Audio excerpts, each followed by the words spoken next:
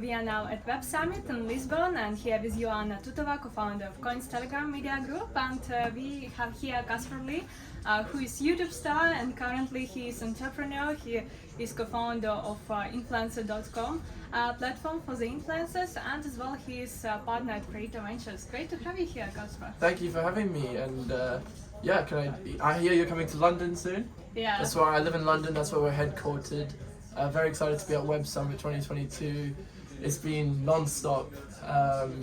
It's such a fun place. If you've never been here, I definitely recommend it.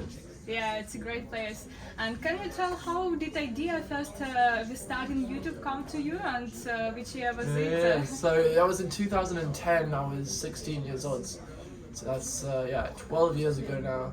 I wanted to impress the girls in my class, but back then it was very lame or not cool to do, and so everyone just thought I was silly.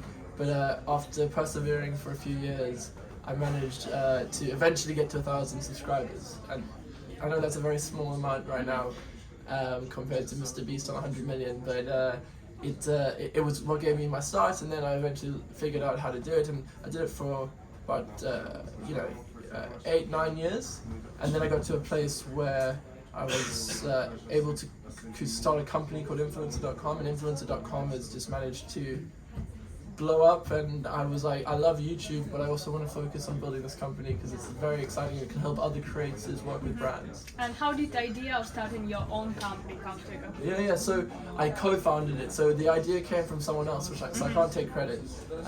But what I saw was someone who could really run a team and understand brands, and I understand creators, and basically influencers about connecting brands and creators on a platform called Waves. We also just released our mobile app called Waves for Creators, and together we make quite a good team because I'm always out there meeting people, coming up with ideas, and he's very good at running a company, which is important when you have a company. Yeah, and as well now we see some shift from Web 2 to Web 3, which empowers the ordinary people and basically creators too. So now there are a lot of talks about decentralized social media. Do you work with any decentralized platforms as well, and what are your thoughts on this? Yeah, so we currently work mostly with TikTok, Instagram, and then we do a little bit of Facebook, and then we do about 10% YouTube. So that's where the brands are working with creators, and so that's where we come in.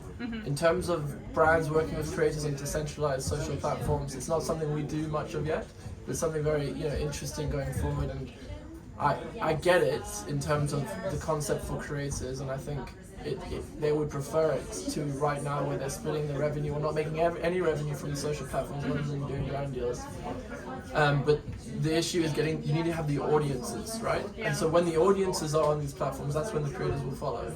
As much as if the finances are far better, they need the audience, because without the audience, they're not able to grow.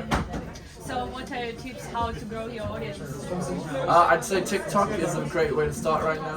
Is it still good, you think? It's still good, yeah. The algorithm will still help. I feel like the good thing about TikTok is it's never too late, because anyone can blow up on TikTok no matter how big your audience is. But that's also a negative thing, because it means that if you've got a big audience, there's loads of new people who are able to get the audience. And so you're constantly struggling to keep people. And so that's why I'd say that if you blow up on a platform, you also have to figure out where you're going to take them, so that you can nurture that relationship and build that long-term, that long-term viewer. And so I'd recommend also still using YouTube. It's still an incredible platform. Podcasts, things like what you're doing, they're great ways to get to know people, and so that's important. You left YouTube 3 years ago. Why don't you still post the videos in there? Yeah, because I want to be really good at everything I do, and because I'm focused so much on other things, YouTube is like a full-time job, and it's very difficult to do at a high level, and yeah, I'd rather just leave it where it is now, and then you can always come back in the future. Yeah, and in terms of what pays you off, did YouTube was more profitable from your own business, or not? Or is it the same? So no, I mean YouTube is very profitable, but the business is big now. So long-term vision. But yeah, the business is in terms of personal finances, the business it's far bigger than anything I could have done on YouTube. But YouTube is still it's amazing for people, and obviously there's people who've built YouTube channels that are extremely profitable. So yeah. And can you share some future plans for the development of influencer.com? Yeah, so as I said earlier, we released Waves for Creators, which is about bridging the gap between the brands and creators.